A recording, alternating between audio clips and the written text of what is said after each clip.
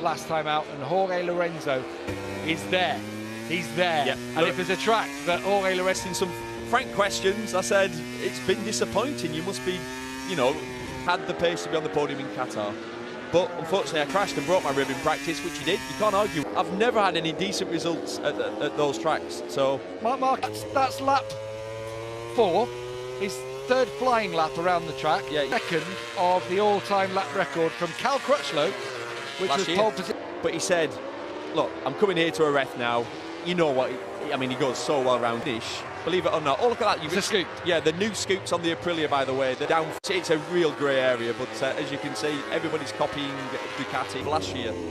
Well, Jorge Lorenzo is second fastest in this session, behind that stunning. Not a problem. But this bike is so good round the corner and stop you in the corner, so you can't use riders. Maverick Vinales often can be on pole position by himself. Your ins, or you Maverick Vinales, last of the late breakers, and you've to race straight away from you in the corners.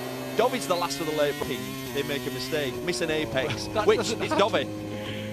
You know, but sat down with him for good 20 minutes yesterday. Right? Do you know what I've learned? And the reason I've taken that victory is I've learned patience and wait for that moment. The time will come. Exactly, you're right. So you've got to then wait and use they have to give away something. And how many long corners there are on this track? So looking down, there are 4 tyre options here this weekend. Mark Marquez already got using, so MLav is down in pit lane. He's with Michelin's. This weekend, front and rear, a different hard option. Explain what the rear, when you have a new tarmac, new asphalt, you have no chance to test specification. This is just a backup. Just in new asphalt, you generate more temperature. But sometimes if the fourth specification, in case we have excessive wear. Familiar with that they've used at another racetrack this year? But one, but it's not that one, is not the... Thank you. Don't worry about it, Piero. Aggressive, and he talks about the sharp stones, and that's when you've got and it just wears the tyres down. Whilst we were listening to which we know Ducati using for aero, looks slightly big. Pop over to Ducati, it just looks like they've extended it, doesn't it, Gav? Yeah. Pointing to some changes he wants making on the bike. Their championship, he looks rejuvenated when I believe how hard this man works. And I'm not stating the obvious, works harder. You know, it's one of those, the harder I work, the luckier I'm all about today and tomorrow. And he's had lots and lots and lots of success around this place over the 250s and celebrating by popping into the Portaloo. He's had from 19 starts, 5 other podium is what we've said. What we tried to get across to you is been in the Middle East. They don't have the comforts where someone's making their breakfast for them first thing. It's not the same. They can't escape like they can escape here, and I think something that Valentino Rossi is sort of person that likes famous for. When you come to Europe, the riders do have a home from home. They've got very, very spaceship in themselves. It's absolutely massive. And Lorenzo, will he be on the podium this weekend? Been himself and this track and this so interesting at this time in the morning. They're trying to. Well, it's cool, isn't it? Yeah, it is fresh, fairly fresh. You know what he says? They've had a couple of sorts of things happen to him. He's not had it lucky at the start. No. So he noticed a bigger front. You see, Neil's got an eagle eye. It kind of steps out a little bit, and then there's a little bit of ducted. Looking at their original versions, they did flex and the tires, so this one looks a little bit stronger. Perhaps they've made it sort of holding on. You know, a third of the way down, line on it. Is that the duct? Yeah, that little ducted. That little it wasn't there in the past, nor would. Cheers, Michael. Thanks for that. Thanks to our camera for getting the shot. So always working, always grafting, and they're not limited on that in terms of the body development. Change it every round. I've got to confess, out to me, I asked you the question. I know you didn't know that. Pointed to me, going, "Is that slightly bigger?" I don't know. Yeah, I think it did. Just like Action Man. Just like Action Man. Blew the last corner on that last lap, but he was pretty much on the. Because you did say yesterday, didn't you? You predicted before the weekend that Lorenzo was... We've done this for a while now, Gav. You've done it for longer than me. Sometimes I'll tell you something, you walk away and me and Gav will be together and we'll go, yep, didn't believe it. His strength is he can press reset and be not affected. It's like he doesn't doubt himself. He's not a Honda. He just digs in, and that's what he does. I've got him down for a podium, not a win. Yeah, well done to those boys and girls there endured. That's a good absolute superb. I have to give them credit to that one. That I just won a duel between Lorenzo and Marquez. Imagine. Doesn't bear thinking about it. I mean, Can't you wait. already. yeah. That's so true. Someone's ended up in the lake again, and this time it's going to be. Fair point. Valentino Rossi on the Yamaha, looking good in this early stages. Morbidelli. Stunning. 5th place last time out. Should have been 5th. Is very, very impressive. He's going to be very impressive in MotoGP. He wasn't a classic come through Moto3 altogether. Exactly. And he did he not? No. Sorry, I thought. He's already been off track once. We saw when Michael was talking to. Looks great from there. I don't like it from. Do I? Well, it looks the best it's ever looked. It's in a little bit too much. Running that scoop as well at the back. You can just see it underneath the 6th place. Having followed Marc Marquez around, he does help Andrea get the focus in sometimes, doesn't it? Yeah, to have that carrot. Tyre cooling. Say again. It's for tyre small margins. We're talking the fine margins. You hear about it, don't you, when you hear. And that's where we're at, aren't we? We can't do anything with the engines. Where can we make those thousands? Because we're talking thousands of a second. Those tiny margins. Marc Marquez is the only rider I've seen so he's faster than anyone. Michael is very ripply, and John McPhee said the same when I was speaking to him. He's about to go fastest. This is going to be good through turn 5. Look at him, the rear end's coming round. Up and over a crest. Yeah, blind crest onto the straight, and he comes back in line as he finds the grip. Then likely to slide easily. You want it to slide. To make that happen. Basically, well, he's put the hard like what you want. So on these long hanging corners, not past the apex point, but past the midpoint of the corner by using the throttle. Because people think it's rear. The turning arc. And you'll come in and you'll say, get ready for this, I've too much rear grip. So then, how you can change it by setting, by taking a bit of weight off. Can you see there that he's not... No, exactly, really. You can get a motorcycle, so you dial in a lot of traction control, but your lap time would be about 2 seconds of control possible. And at this level, they've got such an ability with that. They want very little traction control. Superbikes on the road, they've too much on the road. Yeah, super safe on the road. Safety, yeah. But when you get them onto track, no, I need all of it and stabilizers. In the final corner, Espargaro up into 10th place. 8th last time, 10th in Argentina. I know they've been definitely.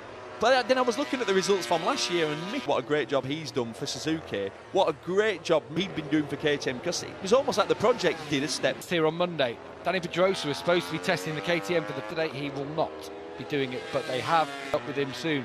Where is that? Where is that test? Still not fit. Partying. He's fully retired now. It's like I am. Yesterday, he was. He's put on 3 stone, hasn't he? He's keen to hear about it because all the riders, all been Yamaha riders, all of them. So you think Pol Espargaro, you think Bradley Smith, Johan Zarco. So they're desperate to see what a Honda style machine. Really interesting that, because imagine he knows the Yamaha is the easiest friendly. I'm using the word easy, easiest. So the problem is then you jump on the KTM having to ride it into a Yamaha, and like you said, the direct that's maybe a little bit harder to ride. I mean, even when they came in the previous time with Kenny Roberts, they went that it was always the benchmark actually. Wasn't it? Close now, isn't it? What's the benchmark? What I like is we've got all... now. They're all coming to the party. That one definitely isn't to deflect water. No, that's designed. I'd say that's designed for maybe tyre cooling. Cooling a tyre to me. So, Valentino we're a pair of rascals, mate. Yep, copied another one. It does absolutely nothing, guys. To be fair, water deflector. Get ready then. GG. This is where GG's clever. Does absolutely nothing. It actually creates a little bit of drag. We've more power. I've just lost 2 kilometres an hour. He'll have had all that kind of funny. Wow. Who's the slowest through the speed trap? Who's at the top? That's, well, good spot. Top speeds around this place. Cooler? Not. This is one of the slowest. Is it the slowest? I'm trying to think which. Here is Miguel Ali through to us about Miguel this week. I never got a chance to follow it up and to keep him on that bike for next season. KTM have exercised the option to keep him. Right, okay. Cohen and Espargaro have a 2-year contract. Yeah, fair point, yeah. But they've exercised anything of it. I haven't had a chance to corroborate this with Miguel. The 30th was probably in his contract. That'd be about right, Gav. Yeah, because we are, obviously at the start of May, an Austrian press. So I'm assuming if they're exercising an option. Yeah. So Hervé Poncharal, he's never one to hold. Lorenzo up to third, 138.6. He's on it, Neil. Do you know, it's just for some reason, but it's usually the session you get on pumping. You get out almost gripping the handlebars a little bit too tight. That's exactly what that is. And New suit, that's a fair point you have. Also, if you're going to get on at the same time. I'm thinking it might well be a new set of leather. Because they lost their main sponsor to get the new colours, get everything sorted on that one. Jack's on the podium last time, 6th, and he has outscored. Very confident, not in an arrogant way. Finished 5th. I've never done anything stunning around this track, but I do like it. He's been riding around Misano, didn't he? Around Misano, yeah, he's on the for one. I didn't get the first one off the production. Yeah, run. the V4. He was out with into Misano. It was a German track day, German track company. But I think apparently the trotter who's podium in Moto2, and they'll be telling their grandkids about that day. It was in my contract, Gav. I love them. Yeah, but you know what it's like? Nothing Ducati V, Panigale V4s is special, isn't it? It's a beautiful. Right, yeah. Yeah, exactly. I'll ask anyone in World Superbikes. But pace was good. Very good. You look at it afterwards. If you, I think it was 34-second penalty twice at Austin. Yeah, it is a long ride through. Jose Manuel Manu, crew chief for Alex Manu, and he actually said number 25. The pace was with Vinales. Wow, impressive. 11th picked up. What's your take on them on the jump starts? Why, Gavin? The jump starts we've seen have been blatant jump starts. I have absolutely no idea why you're taking a closer look at it, and they've decided to move it. And that Rossi trying out, it's flapping a little bit.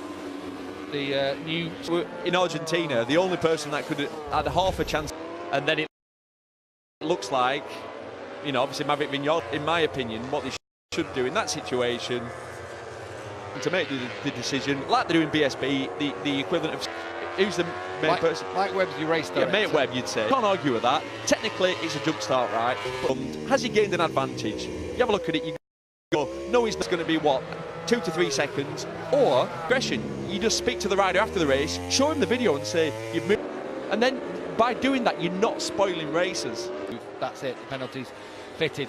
Frankie Morbidelli, up from his note taking, and he'll have just seen Frankie post the one lap at this track, which was from Jorge Lorenzo here in 2015. Also the surface. Yeah. Do you know what I like as well? We've got this, and Lorenzo's back in 4th. Place his teammate Alex Rins is down in 14th, but the thing about this bike is smooth and gentle on tyres, and they come to the knocking on the door. If Rins is up there, Mir will be there soon as well. 3 winners in 3 races. Who remembers 2016 in Motogp again? Rins just suddenly goes up into 2nd. Brilliant. Love it. Yeah, so now we've got Honda. Jorge Lorenzo is the fastest rider at the midpoint of the circuit. But do not forget, Nakagami, of course, on the 20th, and he's on a really fast lap here. 10th finish since Austria last year, and are we going to see 7 points since he won that race? Is that what it is? That's one injury after another. I mean, he's on a cracking lap. Medium tyres here as well, and he looked like he got the lap. So comes across the line, he will go top of 138.0, just falls to the all-time lap record from Cal Crutchlow's pole last year. And Lorenzo getting bitey a little bit with his Honda, the rear stepping out. He'll have another go at it, Marquez. I'll tell you what we're learning. Who's on the Honda? Here, there are 2 ways to ride a factory Honda. How much do they set up? Different. We talk about Jorge Lorenzo, how he's showing. Oh, he's on a, look again, he's on a cracking lap. Because that would be more your race tyre. It comes through the stadium section. Toe or anything, not even a look at the line.